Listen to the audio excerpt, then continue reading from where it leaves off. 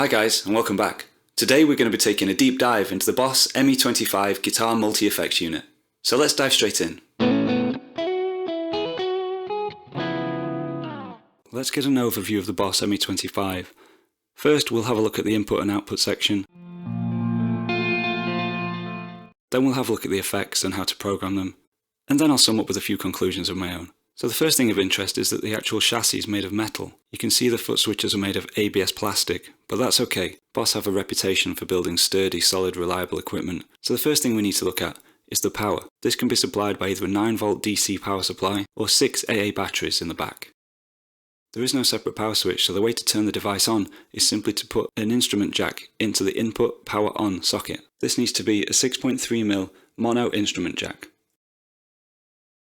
By inserting the cable, you can see the device is now powered up to the last setting that I was using, which was patch 18. So let's work our way left. So here we can see the auxiliary in means that using a 3.5mm stereo jack, you can actually play a CD or a drum machine or any other instrument with a line level signal. Something to note here is that you cannot control the auxiliary in via the Boss ME-25. You have to do that at source. So for example, if you wanted to hear your backing track louder, you'd need to turn it up at the CD player or at the MP3 player. Also, you cannot apply any of the effects from the Boss ME-25 to your auxiliary input signal. So we can see this device actually has stereo output, which is fantastic, which brings us nicely onto the phone socket. Now this is a 6.3mm TRS jack socket. The moment you input the headphone jack, you automatically engage the inbuilt amp simulator. If you're running straight to an amplifier, don't bother with the phones jack, just run straight out from mono. But by inserting a dummy headphones jack, you can actually run left and right out to any kind of recording device. And finally we have the USB audio out. This is a new feature. Now you can run USB directly to your recording device.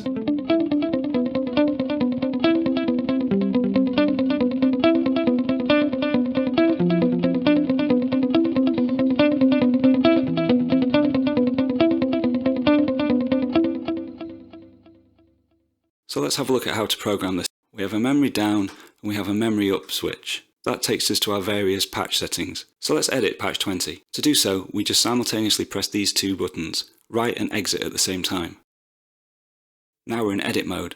We can see that clean is flashing. These buttons, however, do not correspond to the white boxes labelled clean, drive, lead, crunch, heavy and extreme. They actually refer to the text underneath, which in this case is comp FX. Within this parameter we have three options. We have compressor, we have TWAR, and we have acoustic simulator.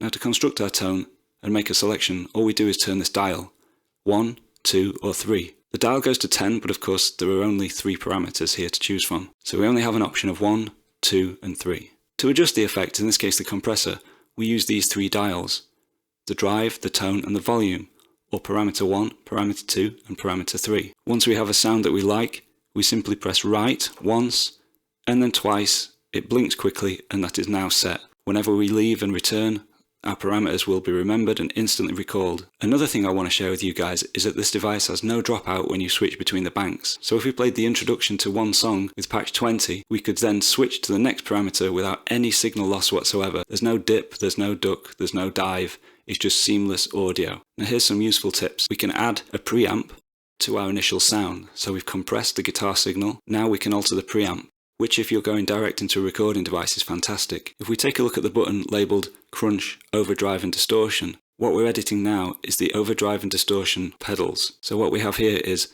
a boost, an OD1, a tube screamer to the blues driver, a distortion, a classic setting, a modern high gain pedal, a metal pedal, the metal core pedal and the classic fuzz pedal. If we engage one of our favourite settings, we can then move on to modulation, and again we're corresponding down here to the modulation. So under modulation we have chorus, phaser, flanger, rotary, univibe, tremolo, harmonist and octave. We can program and set any of these in to any patch we like within the pedal. So now I'm happy with my patch. All I'll do is hit right once, twice.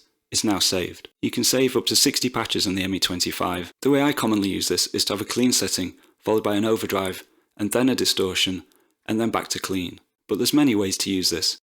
So what's my final thoughts on this? Actually, I'm pretty impressed. The sound quality is incredible. Okay, you can't tweak the effect settings quite as much as you can with the dedicated stompbox, but this goes a long way to getting you where you want to be. The spatial width from the stereo output is fantastic, worth the price alone in my opinion. The fact that there's an inbuilt tuner and a looper as well makes this pedal a no-brainer.